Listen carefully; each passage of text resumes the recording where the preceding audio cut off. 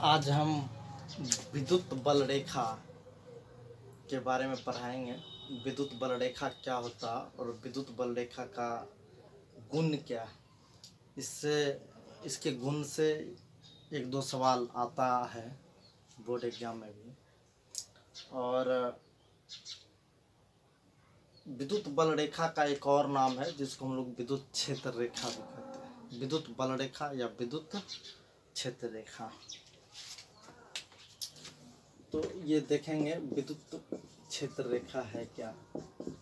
इसको विद्युत क्षेत्र रेखा या विद्युत बल रेखा कहते हैं या विद्युत बल रेखा। कल जब हम चुंबकशीलता नहीं, विद्युतशीलता का जब परिभाषा बताए थे उसमें बताया था कि किसी माध्यम से होकर गुजरने वाले विद्युत बल रेखा का विरोध करता है। तो यही विद्युत बल रेखा है जिसका विरोध करता था। इसी के विरोध करने के कारण, जिसका विरोध मतलब जिस माध्यम में विरोध करने का गुण ज़्यादा होता है उस माध्यम में बल कम लगता है। जिस माध्यम में विरोध करने का गुण कम है उस माध्यम में बल अधिक लगेगा। तो इसी से कूलम्बिक बल डिपेंड करता है कि कूलम्बिक बल का स्ट्रेंथ कितना होगा, यानी मैग्नीट्यूड कितना होगा, यानी परिमाण कितना होगा। तो विद्युत बल रेखा या विद्युत क्षेत्र रेखा एक ही चीज़ है। तो विद्युत क्षेत्र रेखा को अंग्रेजी में इलेक्ट्रिक फील्ड लाइंस कहते हैं। Electric field lines. और विद्युत बल रेखा को इलेक्ट्रिक लाइंस ऑफ फोर्स कहते हैं। इलेक्ट्रिक लाइंस ऑफ फोर्स कहते हैं। दोनों एक ही चीज़ है। अंग्रेजी में विद्युत क्षेत्र रेखा को इलेक्ट्रिक फील्ड लाइंस और विद्युत बल रेखा को अंग्रेजी में इलेक्ट्रिक लाइंस ऑफ फोर्स कहते हैं। इसमें विद्युत क्षेत्र रेखा या विद्युत बल रेखा क्या है, सबसे पहले हम हिंदी में समझेंगे। विद्युत बल रेखा कुछ नहीं, ये एक काल्पनिक वक्र रेखा है जो वास्तविक रूप से दिखता नहीं है या वास्तविक रूप से होता नहीं है, लेकिन कल्पना के आधार पे हम लोग मानते हैं कि इधर से इधर जा रहा। ये काल्पनिक वक्र रेखा है जो हमेशा धन आवेश से निकलता है और ऋण आवेश में जाके प्रवेश करता है। तो अगर इसका डेफिनेशन लिखना चाहेंगे तो आप लोग लिख लेंगे विद्युत क्षेत्र रेखा या विद्युत बल रेखा का डिफिनेशन। यह एक काल्पनिक वक्र रेखा है जो हमेशा धन आवेश से निकलता है तथा ऋण आवेश में प्रवेश करता है। अंग्रेजी में लिखना चाहेंगे, it is imaginary smooth lines of curves which starts from the positive charge and terminates at negative charge. It is imaginary smooth lines of curves which starts from the positive charge and terminates at negative charge. देखिए होता कैसा है। ये एक positive charge है, मान लेते हैं ये एक नेगेटिव चार्ज है।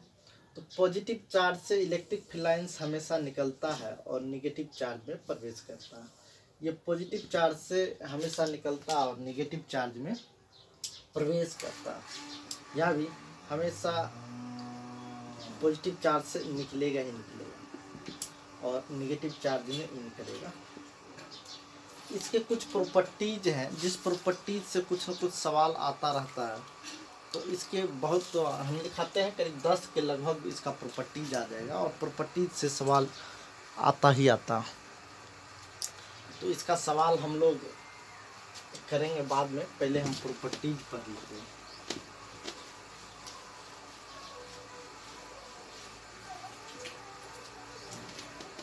देखिए सबसे पहली बात, इसका पहला प्रॉपर्टीज हम दिखाते हैं।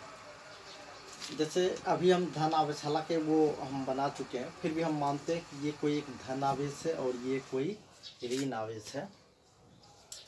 तो आप हमेशा याद रखेंगे कि धन आवेश से इलेक्ट्रिक फील्ड लाइंस निकलेगा और ऋण आवेश में इलेक्ट्रिक फील्ड लाइंस प्रवेश करेगा। हमेशा धन आवेश से निकलेगा और ऋण आवेश में प्रवेश करेगा। और कुछ इलेक्ट्रिक फील्ड लाइंस है जो कि पॉजिटिव चार्ज से केवल निकलता हुआ दिख दो और ये नेगेटिव आवेश में प्रवेश करेगा। अगर अंग्रेजी में देखना चाहें, electric field lines always starts from the positive charge and terminates at negative charge. अगर कहीं भी पॉजिटिव चार्ज में इलेक्ट्रिक फील्ड लाइंस प्रवेश करता हुआ दिखा दिया, ये सरासर गलत होगा, ये कभी भी पॉसिबल नहीं है। कई बार आपको एनसीईआरटी में देखिएगा, इस तरीके का एक सवाल है, पूछेगा कि निम्नलिखित में से कौन सा ग्राफ सही है, या कौन सा डायग्राम सही है, या कौन सा डायग्राम गलत है। तो उसमें कई बार पॉजिटिव चार्ज से इलेक्ट्रिक फील्ड लाइंस निकाला भी है, कई बार प्रवेश कर दिया। जब कभी भी पॉजिटिव चार्ज में अगर प्रवेश कर रहा होगा तो ये इलेक्ट्रिक फील्ड लाइंस सरासर गलत है, ऐसा संभव नहीं है। या नेगेटिव चार्ज से कहीं निकाल रहा होगा इलेक्ट्रिक फील्ड लाइंस यानी विद्युत बल रेखा, तो ये भी सरासर गलत है, ये भी कभी पॉसिबल नहीं हो सकता। ये तो रहा पहला प्रॉपर्टीज, पहला गुण। दूसरा गुण हम लोग देखते हैं, अब है कि ये starts from the positive charge and terminates at the negative charge, मतलब हमेशा धन आवेश से निकलता और ऋण आवेश में प्रवेश करता। ये ऋण आवेश से निकलता है तो कैसे निकलता है, तो जैसे मानते हैं कि ये एक धन आवेशित प्लेट है, ये क्या धन आवेशित प्लेट है। तो जब कभी भी किसी धन आवेशित प्लेट से विद्युत बल रेखा या विद्युत क्षेत्र रेखा या इलेक्ट्रिक फील्ड लाइंस निकलेगा, हमेशा याद रखिएगा, हमेशा प्लेट से परपेंडिकुलर निकलेगा, यानी 90 डिग्री का एंगल बनाते हुए निकलेगा। हमेशा इलेक्ट्रिक फील्ड लाइंस हमेशा पॉजिटिव प्लेट से कैसे निकलेगा, परपेंडिकुलर। भले बाद में इसको जिधर मुड़ना होगा स्मूथली मुड़ जाएगा, ये एक अलग बात है, लेकिन जब कभी भी धनावेशित प्लेट से यानी पॉजिटिव चार्ज प्लेट से इलेक्ट्रिक फील्ड लाइंस निकल रहा हो तो ये परपेंडिकुलरली आउटवर्ड्स होगा। वही हाल है निगेटिव चार्ज में। निगेटिवली चार्ज प्लेट अगर कोई है, यहाँ इलेक्ट्रिक फील्ड लाइंस हमेशा परपेंडिकुलरली इनवर्ड्स होगा, यानी हमेशा लंबवत प्रवेश करेगा। हाँ, भले इधर जिधर से घूम के आया हो, ये घूम के आना होगा, आएगा, इसमें कोई शक वाली बात नहीं है। ये लाइट कम भी हुआ क्या, बोर्ड पे लाइट कम भी है? तो देखो, ये नेगेटिव चार्ज प्लेट से में हमेशा परपेंडिकुलरली प्रवेश करेगा जब कभी प्रवेश करना होगा। हाँ, उधर से भले जिधर घूम के आना हो घूमेगा। अगर कहीं किसी डायग्राम में ये पॉजिटिवली चार्ज प्लेट है और तिरछा इलेक्ट्रिक फील्ड लाइंस प्रवेश करता हुआ दिखा दिया, इसमें निकलता हुआ दिखाएगा, अगर कहीं तिरछा निकलता हुआ दिखा दिया तो ये डायग्राम सरासर गलत होगा, ये कभी भी पॉसिबल नहीं होगा। अगर ये पॉजिटिवली चार्ज प्लेट है तो हमेशा परपेंडिकुलरली निकलेगा, यानी लंबवत निकलेगा। अगर ये नेगेटिवली चार्ज प्लेट है तो हमेशा लंबवत प्रवेश करेगा, यानी परपेंडिकुलरली प्रवेश करेगा। तो अब तीसरा प्रॉपर्टीज, या इसी में दूसरे प्रॉपर्टीज में ही हम शामिल कर ले। ये तो पॉजिटिवली चार्ज प्लेट के लिए था। अगर कोई स्फेरिकल चार्ज्ड बॉडी हो तो स्फेरिकल चार्ज बॉडी में किस तरीके से इलेक्ट्रिक फील्ड लाइंस यानी विद्युत बल रेखा प्रवेश करेगा या निकलेगा। ये मानते हैं स्फेरिकल चार्ज बॉडी में ये एक स्फेयर है जो पॉजिटिवली चार्ज प्लेट है। स्फेयर है जो क्या है, पॉजिटिवली चार्ज प्लेट है। इसमें कुछ नहीं, इसमें चार्ज जहाँ कहीं भी हो इससे हमको कोई लेना देना नहीं है। इसमें डिस्ट्रीब्यूशन चार्ज पूरे स्फेयर में हो या सरफेस पर हो, इससे कोई लेना देना नहीं है। लेकिन इलेक्ट्रिक फील्ड लाइंस जब कभी भी निकलेगा तो रेडियस के डायरेक्शन में निकलेगा। कैसे निकलेगा, रेडियस के डायरेक्शन में निकलेगा। रेडियली आउटवर्ड्स होता है, याद रखेंगे। स्फेरिकली चार्ज्ड बॉडी हो, चाहे वो पॉजिटिवली चार्ज प्लेट हो या नेगेटिवली चार्ज प्लेट हो, ये हमेशा रेडियस के डायरेक्शन में निकलेगा। अगर हम इसको लिखना चाहें तो ऐसे लिख सकते हैं, धन आवेशित गोले से या ऋण आवेशित गोले से हमेशा विद्युत बल रेखा त्रिज्या के दिशा में यानी त्रिज्य रेखा के दिशा में निकलता है या त्रिज्य रेखा के दिशा में प्रवेश करता है। अगर अंग्रेजी में लिखना चाहें तो लिखेंगे, electric field lines always outwards radially from the spherical charge body. किसी भी स्फेरिकल चार्ज बॉडी से हमेशा रेडियली आउटवर्ड्स होता है, जो रेडियस के डायरेक्शन में निकलता है। ऐसा नेगेटिव चार्ज प्लेट के लिए हम ड्रॉ कर लें। अगर कोई नेगेटिवली चार्ज प्लेट है, यहाँ भी हमेशा रेडियस के डायरेक्शन में, ये रेडियस के डायरेक्शन में ही निकलेगा। अच्छा, इस बार एक बार आईआईटी बहुत पहले इससे बड़ा भयंकर सवाल पूछा था।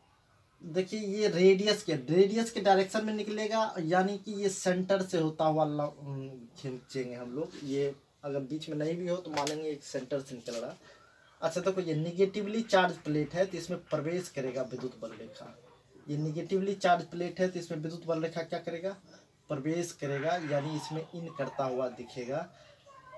क्योंकि हमेशा पॉजिटिव चार्ज से इलेक्ट्रिक फील्ड लाइंस निकलता और नेगेटिव चार्ज में प्रवेश करता। ये स्फेयर है तो स्फेयर में रेडियस के डायरेक्शन में निकलेगा और रेडियस के डायरेक्शन में प्रवेश करेगा।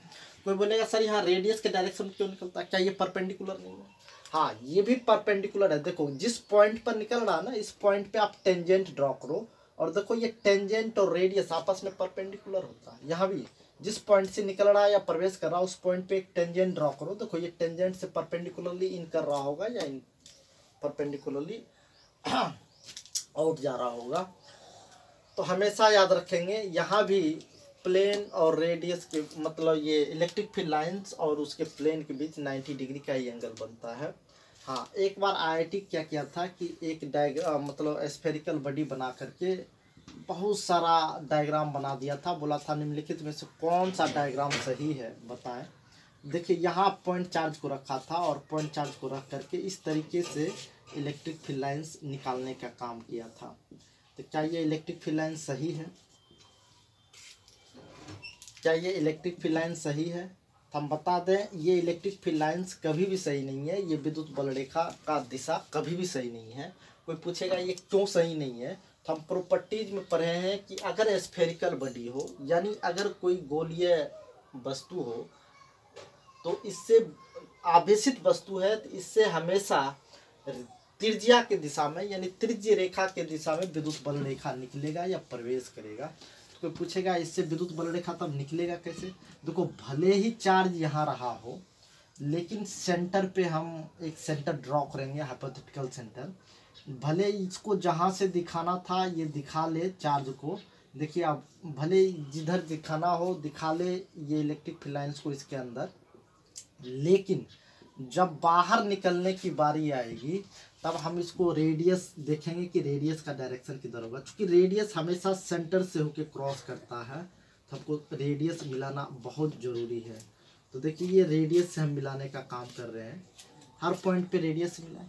मतलब भले ये जिस दिशा में आया हो यहाँ तक कोई बात नहीं है, लेकिन अब ये रेडियस की दिशा में निकलेगा, ये रेडियस के डायरेक्शन में निकलने का काम करेगा। देखो इसका रेडियस इस साइड है, इस दिशा में निकलना मतलब जिसका जो रेडियस है अपने अपने रेडियस के डायरेक्शन में ही निकलने का काम करेगा। भले ये चार्ज इस पॉइंट पे था, इससे कोई मतलब नहीं। तो हम केंद्र से मतलब त्रिज्या खींचते हैं और उसी त्रिज्या की दिशा में विद्युत बल रेखा निकालेंगे। हाँ, धन आवेशित प्लेट होगा या धन आवेशित स्फेयर होगा तो विद्युत बल रेखा निकलेगा। अगर ऋण आवेशित होता यानी निगेटिवली चार्ज स्फेयर होता तो उसमें प्रवेश करता, तो त्रिज्या के दिशा में हमेशा निकलेगा, ये प्रवेश करेगा। ये था विद्युत बल रेखा के निकलने के गुण। या तीसरा गुण में हम आते हैं, देखेंगे विद्युत बल रेखा का तीसरा गुण क्या है। ये जैसे मान लेते हैं कि it is imaginary smooth line curves. Imaginary smooth line curve ये मतलब ये एक वक्र रेखा होता है। अगर विद्युत बल रेखा एक वक्र रेखा होता है, किसी भी बिंदु पर अगर ये भी एक प्रॉपर्टीज है कि ये वक्र रेखा होता है। वक्र रेखा का मतलब ये कभी भी एंगल नहीं बनाएगा, कभी भी शार्प टर्न नहीं लेता। वो भी प्रॉपर्टीज में हम आते हैं, आगे बताएंगे। किसी पॉइंट पर अगर विद्युत क्षेत्र का दिशा पूछ दिया, यानी किसी भी पॉइंट पर, जैसे मान लें इस पॉइंट का नाम P हो, इस पॉइंट का नाम Q हो और इस पॉइंट का नाम R हो। ये क्या इलेक्ट्रिक फील्ड लाइंस है, इलेक्ट्रिक फील्ड लाइंस है। इसके किसी भी पॉइंट पर अगर इलेक्ट्रिक फील्ड का डायरेक्शन पूछ दिया यानी विद्युत क्षेत्र का दिशा पूछ दिया तो दिशा कैसे निकालेंगे? तो कुछ नहीं, किसी भी पॉइंट पे आप टेंजेंट ड्रॉ करो और टेंजेंट का जो डायरेक्शन होगा वही उस पॉइंट पे इलेक्ट्रिक फील्ड का डायरेक्शन होता है। टेंजेंट ड्रॉ करो और टेंजेंट का जो डायरेक्शन होगा उसी उस पॉइंट, जैसे मान लो electric field of this point, तो electric field E P vector, यहाँ ई क्यू वेक्टर और यहाँ ई आर वेक्टर लिखेंगे। टेंजेंट का मतलब जस्ट टच करता हुआ लाइन। देखो ये टेंजेंट है, ये टेंजेंट है, बट ये टेंजेंट नहीं है। देखो ये कट कर दिया, तो कट करने वाला लाइन कभी टेंजेंट नहीं हो सकता। टेंजेंट मतलब टच करता हुआ एक लाइन, जिसको शुद्ध हिंदी में हम लोग स्पर्श रेखा कहते हैं। क्या कहते हैं? स्पर्श रेखा। तो किसी भी बिंदु पर, इसका एक प्रॉपर्टी अगर लिखना चाहे तो लिख लें, विद्युत बल रेखा के किसी भी बिंदु पर खींची गई स्पर्श रेखा, विद्युत बल रेखा के किसी भी बिंदु पर खींची गई स्पर्श रेखा का दिशा उस बिंदु पर विद्युत क्षेत्र का दिशा प्रदर्शित करता है। तो देखो इस बिंदु पर विद्युत क्षेत्र का दिशा क्या है? स्पर्श रेखा का जो दिशा, यहाँ जो है स्पर्श रेखा का दिशा। अगर अंग्रेजी में लिखना चाहें तो tangent drawn at any points on the electric field lines, tangent drawn at any point on the electric field lines gives the direction of electric field at that point। Note down कर सकते हो आप लोग। अब हम एक बात और बता दें कि चौथा प्रॉपर्टीज में हम आते हैं, दो इलेक्ट्रिक फील्ड लाइंस कभी भी एक दूसरे को कट नहीं करता। कोई पूछेगा दो इलेक्ट्रिक फील्ड लाइंस कभी भी एक दूसरे को कट क्यों नहीं करता, क्या कारण है? तो अभी हम बताते हैं। जैसे मान लीजिए ये एक इलेक्ट्रिक फील्ड लाइंस है और ये एक दूसरा इलेक्ट्रिक फील्ड लाइंस, इस बिंदु पर यानी इस पॉइंट पे मानते हैं कि ये कट कर दिया। तो देखिए जब कभी भी इलेक्ट्रिक फील्ड लाइंस किसी एक बिंदु पर यानी किसी एक पॉइंट पे कट कर रहा होगा तो निश्चित रूप से यहाँ दो टेंजेंट ड्रॉ किया जा सकता है। देखो एक टेंजेंट ऐसा होगा और दूसरा टेंजेंट ऐसा होगा, यानी एक ही बिंदु पर दो स्पर्श रेखा खींचा गया। तो देखो इस बिंदु का नाम अगर हम P रखें तो electric field at point P, ये चूंकि ये भी एक टेंजेंट है, क्योंकि ये भी एक टेंजेंट है तो ये इलेक्ट्रिक फील्ड का डायरेक्शन इस दिशा में बता रहा।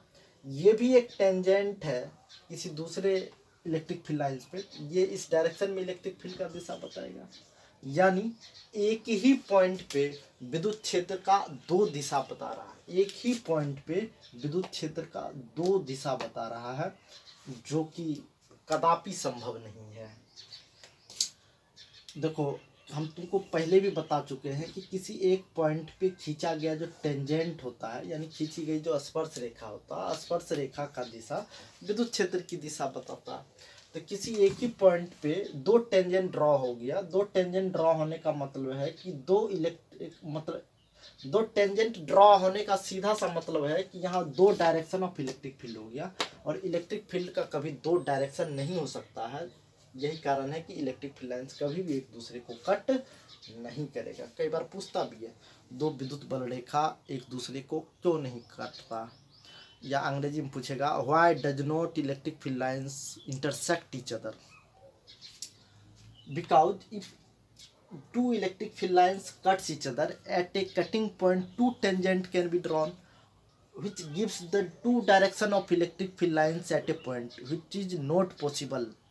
कोई पूछेगा एक ही पॉइंट पे दो डायरेक्शन क्यों पॉसिबल नहीं है, तो देखिए हम बता दें इलेक्ट्रिक फील्ड लाइंस जो होता है ना, ये एक इमेजिनरी स्मूथ लाइंस कर्व्स है। इस पे माना जाता है कि छोटे छोटे यूनिट चार्ज का डायरेक्शन, मतलब छोटे छोटे जो यूनिट चार्ज होते हैं या छोटे छोटे जो पॉजिटिव चार्ज करते हैं, इसका पाथ माना जाता है। इसका क्या माना जाता है? पाथ माना जाता है। छोटे छोटे यूनिट पॉजिटिव चार्ज जो है इसी पाथ पे फ्लो कर रहा होता है। अच्छा देखो पाथ फ्लो कर रहा होता है कि क्या एक समय में किसी एक ही डायरेक्शन में ये फ्लो कर सकता है? तो आप देखो यहाँ एक समय में ये इधर भी जा रहा होगा और इधर भी जा रहा होगा, मतलब एक ही चार्ज पार्टिकल का दो डायरेक्शन ये कभी संभव नहीं हो पाता। यही कारण कि दो इलेक्ट्रिक फील्ड लाइंस एक दूसरे को कभी कट नहीं करेगा, क्योंकि एक ही पॉइंट पे दो डायरेक्शन इंडिकेट करता है। और इलेक्ट्रिक फील्ड लाइंस जो होता है ये छोटे छोटे पॉजिटिव चार्ज का पाथ माना जाता है, छोटे छोटे पॉजिटिव चार्ज के फ्लो होने का पाथ माना जाता है कि ये छोटा छोटा पॉजिटिव चार्ज इस पर फ्लो कर रहा है। तो चलिए हम अब अगले पॉइंट पे आते हैं। एक बात और याद रखेंगे, पता नहीं 4 पॉइंट हुआ था, 5वां पॉइंट। तो 5वां पॉइंट में क्या होगा कि इट इज हमेशा इमेजिनरी स्मूथ कर्व, ये हमेशा कर्व्स होता है। कर्व का मतलब ये एक वक्र रेखा होता है। तो वक्र रेखा का मतलब ये कभी भी शार्प एंगल नहीं बनाएगा, जैसे ये ऐसे गया पुनः ऐसे टर्न ले लेगा, देखो ये एंगल फॉर्म हो गया, ये इम्पॉसिबल होता, ये क्या होगा, इम्पॉसिबल। तो हम लोग लिखेंगे विद्युत बल रेखा कभी भी एंगल फॉर्म नहीं करता, यानी कभी भी तीक्ष्ण कोण नहीं बनाता। ऐसा नहीं होगा कि ये का एक टर्न ले लेगा। हाँ, जब कभी भी इसको घूमना होगा तो स्मूथली घूमेगा। अब डिफिनेशन में लिखाएंगे it is a smooth lines of curves, मतलब ये एक वक्र रेखा है जो कि घूमना होगा तो स्मूथली घूमेगा, बट एकाएक टर्न लेने की कोई चांस नहीं है, मतलब एंगल कभी नहीं बनाएगा। तो चलो ये 5वां प्रॉपर्टीज था। 6ठा प्रॉपर्टीज में हम बताते हैं कि इलेक्ट्रिक फील्ड लाइंस ये कभी भी डिसकंटिन्यूअस नहीं हो सकता, मतलब डिसकंटिन्यूअस हिंदी में बोले कि ये कभी भी असतत नहीं हो सकता। असतत का मतलब ये कि जा रहा बीच में गैप आ जाए, ऐसा संभव नहीं है। आपको कहेगा ये गैप क्यों नहीं संभव है, तो अभी थोड़ा देर पहले हम बताए कि इस पे पॉजिटिव चार्ज के पाथ मतलब इस पे पॉजिटिव चार्ज का जो पाथ होता है उसी पाथ को हम लोग इलेक्ट्रिक फील्ड लाइंस कहते हैं। ये पॉजिटिव चार्ज अगर फ्लो कर रहा होगा इधर, तो आप बीच में रास्ता ब्रेक ये संभव नहीं है, बीच में एकाएक रास्ता गायब हो जाए इसका, मतलब यहाँ से यहाँ तक आया, यहाँ से यहाँ तक हवा में थोड़ी उड़ जाएगा। तो ये कभी भी डिसकंटिन्यूअस नहीं हो सकता। इसका मतलब इसका पाथ हमेशा कंप्लीट होता है, ये इनकम्प्लीट पाथ कभी पॉसिबल नहीं होता है, इसीलिए ये कभी भी डिसकंटिन्यूअस नहीं हो सकता। इलेक्ट्रिक फील्ड लाइंस नेवर भी डिसकंटिन्यूअस, ये कभी भी असतत, मतलब जब भी होगा सतत होगा यानी लगातार होगा, ये कभी भी डिसकंटिन्यूअस नहीं हो सकता। It is impossible. ये क्या होगा, इम्पॉसिबल होगा, डिसकंटिन्यूअस नेवर भी पॉसिबल। तो ये पता नहीं 6 पॉइंट शायद हो गया। 7वां पॉइंट पे अगर हम चलते हैं तो इलेक्ट्रिक फील्ड लाइंस किसी भी डाइलेक्ट्रिक मटेरियल से पास हो जाता है, याद रखेंगे। इलेक्ट्रिक फील्ड लाइंस किसी भी डाइलेक्ट्रिक मटेरियल से क्या होता, पास कर जाता। तो डाइलेक्ट्रिक मटेरियल का एक डाइलेक्ट्रिक कांस्टेंट होता था जो हम एक क्लास में डिफाइन भी किए थे कि ये डाइलेक्ट्रिक कांस्टेंट क्या होता। तो ये डाइलेक्ट्रिक कांस्टेंट कुछ ना कुछ होगा, कोई भी डाइलेक्ट्रिक मटेरियल अगर है, यानी कोई भी परावैद्युत पदार्थ है, चाहे वो लकड़ी का टुकड़ा हो या मान लो कागज का टुकड़ा हो या कुछ भी हो, ये डाइलेक्ट्रिक मटेरियल कुछ ना कुछ इसका वैल्यू आएगा। और देखो ये इलेक्ट्रिक फील्ड लाइंस पास करेगा। तो चलो ये एक प्रॉपर्टीज है कि किसी भी डाइलेक्ट्रिक मटेरियल से यानी किसी भी परावैद्युत पदार्थ से इलेक्ट्रिक फील्ड लाइंस पास कर जाता। अब है अगला पॉइंट कि कभी भी मेटालिक बॉडी से, कोई भी मेटल हो जैसे कॉपर हो, आयरन हो, कोई भी मेटालिक बॉडी हो, तो किसी भी मेटालिक बॉडी से इलेक्ट्रिक फील्ड लाइंस पास नहीं कर पाता। अब कोई कहेगा सर ये पास नहीं कर पाता है, इसका क्या कारण है। देखिए इसको हम समझाते हैं। ये डाइलेक्ट्रिक कांस्टेंट जो होता है ना मेटल का, ये इन्फिनाइट होता है। कोई कहेगा सर ये इन्फिनाइट होने का मतलब क्या होता है या इन्फिनाइट होने से क्या होता है। देखो एक टर्म हम बताए थे आपेक्षिक विद्युतशीलता, जो आपेक्षिक विद्युतशीलता डाइलेक्ट्रिक कांस्टेंट के बराबर होता था, ये एप्सिलॉन बाय एप्सिलॉन नॉट होता था। एप्सिलॉन इक्वल टू के इंटू एप्सिलॉन नॉट हम लोग आसानी से लिख सकते हैं। मतलब किसी भी मटेरियल का अगर तुमको विद्युतशीलता चाहिए तो उस माध्यम के परावैद्युतता तथा हवा या निर्वात के विद्युतशीलता का गुणनफल के बराबर होता था। किसी भी माध्यम का जो विद्युतशीलता है उस माध्यम के परावैद्युतता हवा या निर्वात के विद्युतशीलता के गुणनफल के बराबर होता। चलो ठीक है। तो अंग्रेजी में देखेंगे तो किसी भी मीडियम का जो परमिटिविटी है it is equal to the product of dielectric constant of that material and product of dielectric constant of that material and permittivity of free space. मतलब परमिटिविटी ऑफ फ्री स्पेस में उस material के dielectric constant से अगर गुना कर दें, यानी दोनों का प्रोडक्ट जो होता है वो उस मटेरियल के परमिटिविटी के इक्वल होता। कहेगा परमिटिविटी के इक्वल होता माने, अब देखो हम जो इप्सिलॉन इक्वल टू के इंटू इप्सिलॉन नॉट तो लिख सकते हैं। तो के का वैल्यू मेटल के लिए हो कितना गया, infinite. Infinite into epsilon not करेंगे तो ये टोटल कितना हो जाएगा, इन्फिनाइट। अब देखो इप्सिलॉन इन्फिनाइट होने का क्या मतलब है। इप्सिलॉन होता क्या था, ये एक परमिटिविटी है यानी विद्युतशीलता। विद्युतशीलता का डिफिनेशन हम किसी वीडियो में बताए हैं। तो देखिए इससे पहले वाला ही क्लास में हम बताए हैं। विद्युतशीलता होता क्या था, विद्युतशीलता किसी भी माध्यम का एक गुण था जिस गुण के कारण अपने से होकर के पास होने वाले विद्युत बल रेखा का वो विरोध करता था।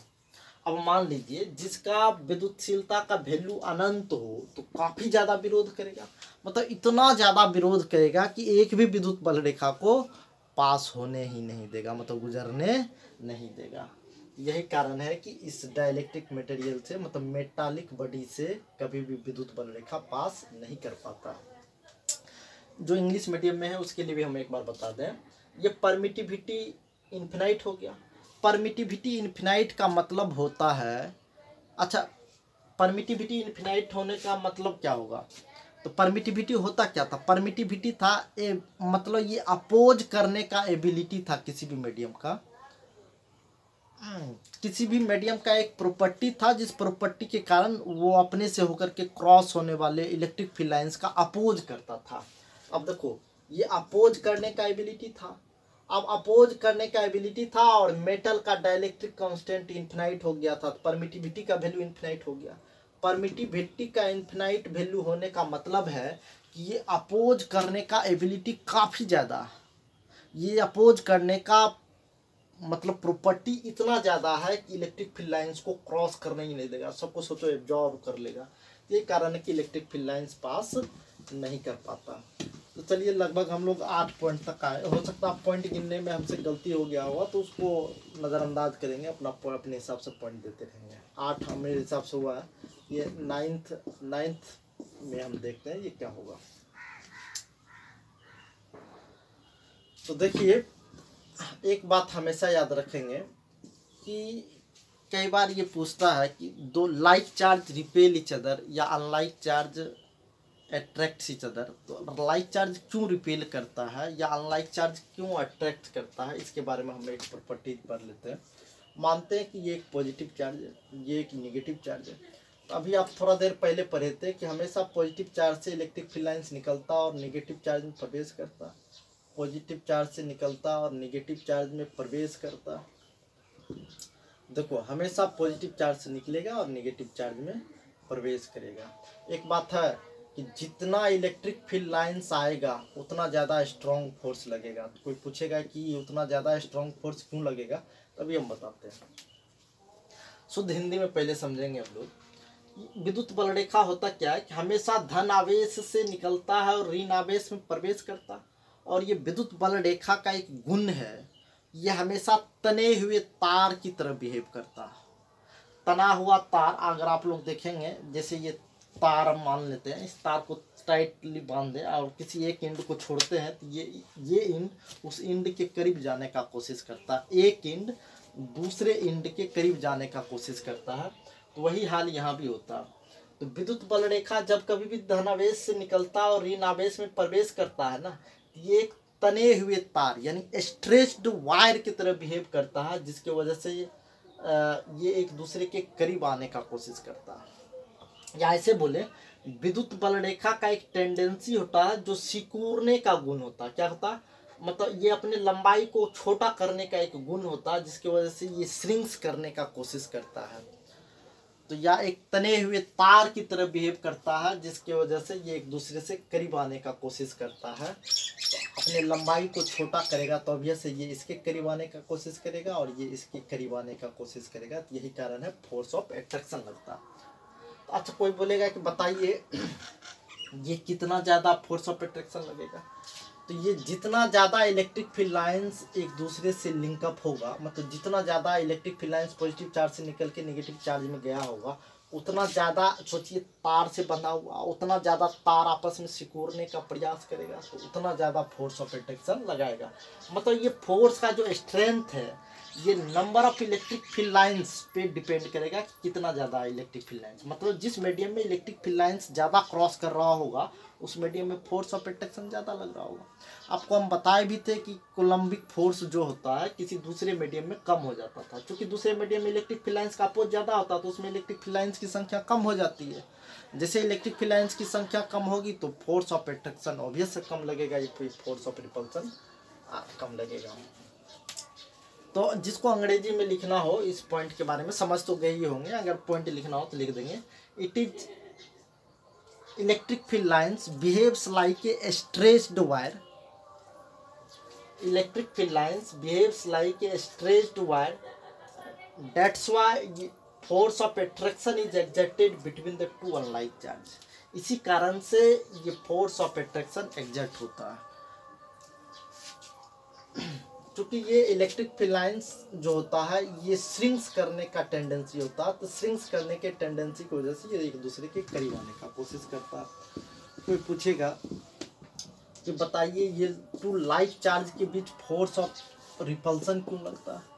देखिए, दो समान आवेश के बीच विकर्षण बल लगता है, इसका भी एक प्रॉपर्टीज है, हम लोग देखेंगे। विद्युत बल रेखा हमेशा पॉजिटिव चार्ज से निकलता है, यानी इलेक्ट्रिक फील्ड लाइंस ऑलवेज इससे स्टार्ट्स होगा और ये निकलने का काम करेगा।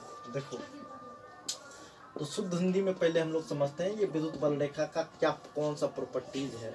इधर भी निकलेगा और ढेर सारा निकल सकता है, इसमें कोई बड़ी बात नहीं है, हम लोग इधर दिखा देंगे। तो कोई ये मत कहना कि स्फीयर है तो रेडियस के डायरेक्शन में आपने लिखा है, ये पॉइंट चार्ज है, बट हम थोड़ा सा बड़ा बनाए ताकि दिखेगा अच्छे से। तो देखिए ये होता क्या, दो इलेक्ट्रिक फील्ड लाइंस है ना, हमेशा एक दूसरे से परपेंडिकुलरली दूर होने का प्रयास करता है। मतलब दो इलेक्ट्रिक फील्ड लाइंस कभी भी एक दूसरे के अगर करीब आ भी गया, तो दो इलेक्ट्रिक फील्ड लाइंस कभी भी एक दूसरे के करीब आया तो ये एक दूसरे से हमेशा दूर हटने का प्रयास करता है, वो भी कैसे? परपेंडिकुलरली, आपस में लंबवत एक दूसरे से दूर हटने का प्रयास करता है। अब जैसे मान ले कि ये दो इलेक्ट्रिक फील्ड लाइंस है, किसी कारण बस इसको कोई धकेल दिया तो ये एक दूसरे के करीब आ जाएगा, एक दूसरे के करीब भी आ जाएगा। तो ये जो इलेक्ट्रिक फील्ड लाइंस का प्रॉपर्टीज है एक दूसरे से डिस्टेंस मेंटेन करने का, इसी डिस्टेंस मेंटेन करने की वजह से ये एक दूसरे से दूर जाने का कोशिश करेगा, और दूर जाने का कोशिश करेगा तो ये इधर भागेगा और ये इधर भागेगा। यही कारण है कि दो लाइक चार्ज के बीच हमेशा फोर्स ऑफ रिपल्सन लगता है, यानी दो समान आवेश के बीच हमेशा विकर्षण बल लगता है। क्यों लगता है? कि दो विद्युत बल रेखा हमेशा एक दूसरे से लंबवत दूर हटने का प्रयास करता है। ये एक प्रॉपर्टीज कि एक दूसरे से डिस्टेंस मेंटेन करने का कोशिश करता है। यही कारण है कि दो समान आवेश के बीच विकर्षण बल लगता है। इन सब के अलावे और भी अगर प्रॉपर्टी देखना चाहें तो एक दो प्रॉपर्टीज और हम बता दें। हालांकि वो गॉसेज थ्योरम जब आएंगे तो वहाँ और भी वो प्रॉपर्टीज क्लियर हो जाएगा। जैसे मान लीजिए किसी भी मीडियम में जो नंबर ऑफ इलेक्ट्रिक, जैसे मान लीजिए कोई एक चार्ज है, किसी चार्ज में कितना ज़्यादा इलेक्ट्रिक फील्ड लाइंस निकलेगा, तो याद रखेंगे ये इलेक्ट्रिक फील्ड लाइंस की जो संख्या होती है चार्ज के मैग्नीट्यूड पे डिपेंड करता है, चार्ज के मैग्नीट्यूड पे डिपेंड करता है। Number of electric field lines directly proportional to the magnitude of charges, यानी किसी भी आवेश से निकलने वाला विद्युत बल रेखा की जो संख्या है ये आवेश के परिमाण के समानुपाती होता। मतलब ये कि आवेश की संख्या जितनी अधिक होगी, आवेश का परिमाण जितना अधिक होगा, नंबर ऑफ इलेक्ट्रिक,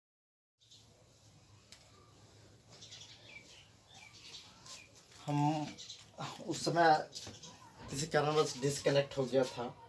ये Q1 और Q2 दो अगर पॉइंट चार्ज हो, दो पॉइंट चार्ज से इस तरीके से अगर इलेक्ट्रिक फील्ड लाइंस की संख्या दिखाया हो तो ऑब्वियस है जिसमें इलेक्ट्रिक फील्ड लाइंस की संख्या अधिक है उसका मैग्नीट्यूड अधिक रहा होगा। तो यहाँ लिख सकते हैं Q2 ग्रेटर देन Q1। अच्छा, Q2 ग्रेटर देन Q1 क्यों लिख दें? क्योंकि हम पहले ही बताए थे प्रॉपर्टीज में कि number of electric field lines directly proportional to the magnitude of their charges, यानी आवेश के परिमाण के समानुपाती होता है क्या? विद्युत बल रेखा की संख्या। इसका मतलब जितना अधिक आवेश का परिमाण होगा तो विद्युत बल रेखा की संख्या भी उतनी अधिक होगी। यही कारण है कि N1/N2 इक्वल टू Q1/Q2 लिखें। जैसे मान लें किसी एक मीडियम में किसी चार्ज से अगर 10 इलेक्ट्रिक फील्ड लाइंस दिखा दिया, उसका 2 गुना चार्ज यहाँ हो जाएगा, तो ऑब्वियस है कि 2 गुना इलेक्ट्रिक फील्ड लाइंस वहाँ से क्रॉस करेगा। तो मतलब जितना ज़्यादा चार्ज का मैग्नीट्यूड होगा उतना ज़्यादा number of electric field line N1/N2 equal to Q1/Q2। तो चलो इसमें अब कोई पूछेगा कि बताओ कौन सा चार्ज ज़्यादा होगा डायग्राम ड्रॉ करके, तो ऑब्वियस है किसी एक ही मीडियम में अगर दोनों चार्ज है तो जिसमें विद्युत बल रेखा की संख्या यानी जिसमें इलेक्ट्रिक फील्ड लाइंस की संख्या अधिक होगा उसमें चार्ज अधिक होगा, उसका चार्ज क्या होगा, अधिक होगा। उसके बाद कोई पूछ देगा कि ये number of electric field lines किस बात पे डिपेंड करता है कितना, तो इससे आगे हम लोग गॉसेस थ्योरम पढ़ेंगे, वहाँ और भी ये सब कॉन्सेप्ट क्लियर होगा। आज भर में इतने छोड़ते हैं, हमको दोबारा वीडियो बनाना पड़ा क्योंकि वहाँ अब किसी कारणवश कट गया था। तो चलिए हम अगले वीडियो में अगले टॉपिक के साथ मिलेंगे। जो लोग चैनल का सब्सक्रिप्शन नहीं लिए हैं सब्सक्राइब कर लें और लाइक निश्चित रूप से कर दें क्योंकि हम कंप्लीट वीडियो डालने वाले हैं।